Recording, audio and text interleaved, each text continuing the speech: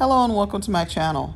In my backyard I have this really boring cinder block wall, and so I decided to paint it since we're redoing our backyard.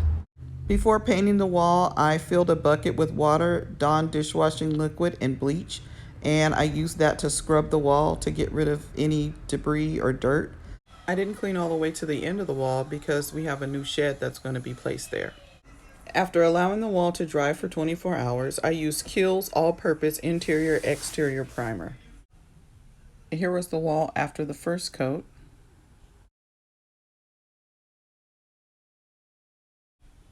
And here's the second coat. Next, I needed to paint the sky, and for that, I found this color at Home Depot called Wave Top. I used my roller brush to paint the sky, and since my primer was white, putting this blue on the top really gave the look of clouds in the sky. So this is what the wall looked like after adding the blue paint.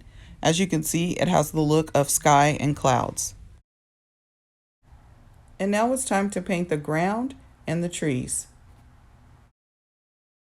To do the ground, I will be using a sponge and my paint roller brush. I will also be using paint brushes for the trees. And this is what the painting looked like after adding the ground and trees.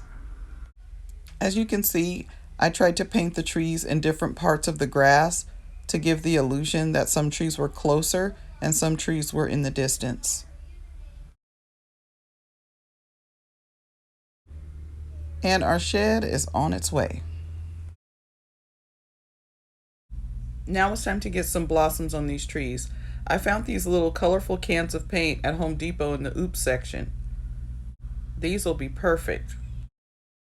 Time to grab that sponge again to make my blossoms. This is what the painting looks like after putting all these beautiful blossoms on the tree. It's amazing what a sponge and a little paint can do. What's really great about making a mural like this is because it's a nature piece and trees are all so unique and different, and so it's really hard to make a mistake in a way that really ruins the painting. So one thing I would recommend though is look at trees in your area before you start to paint the trees, because that's the one way that things can look kind of weird, is if your trees don't look realistic, especially in the branches. Okay, now I feel like the painting is officially done. I made the grass a little bit lower to connect to our grass in our backyard, fixed a couple of trees I didn't like, and now I feel like it's finished. I want to show you guys a little bit of footage of when there was a tree that I really didn't like. It kind of was too stick-like. I didn't like the way it came out of the ground. And so I decided to, first of all, I was trying to find the right brown, but I don't think this brown is quite right, but it'll be okay. And I just wanted to show you how I did the trees, the tree trunks. I kind of made them go into the ground to look like how a real tree comes out of the ground. And so that was the first thing I did when I made each tree. So that really kind of helped it to be more realistic. I also mixed my colors and made brown. And I used different kinds of brown. Every time I mixed the brown, it was a little different, but it also made the trees look a little more realistic to have the different shades of brown going on. And so this is just some footage to show you how I did the trees. Here's also some footage of how I add my branches onto my trees.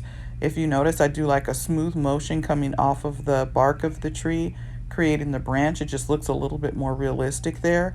And then I can add other parts to the branch, other branches that branch off of that branch that comes off of the tree. So it just looks more realistic that way.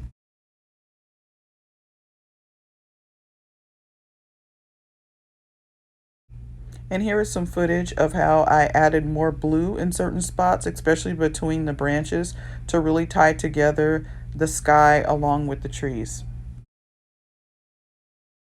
And if you're curious about how I did my blossoms, all I did was get a little bit of paint and I dabbed my sponge inside the paint, getting all the excess paint off of the sponge. And then I just kind of dabbed along where I wanted my blossoms to go. You could check out my technique. All right, a little recap here. Remember what we started with, the boring cinder block wall, And with a little bit of paint and effort, we now have this beautiful mural that is in our backyard. And I'm sure you have been noticing the transformation of our backyard through all of these pictures and videos. But I will say that having this in our backyard is fantastic. It is the showstopper, and everyone who comes over always comments on how great the mural is. So I'm very happy that I took the time to do this. This was actually my first mural that I've ever painted, and so I'm just very happy with the results. All right, thank you so much for stopping by my channel. Have a great day, and don't forget to comment, like, and subscribe. Bye-bye.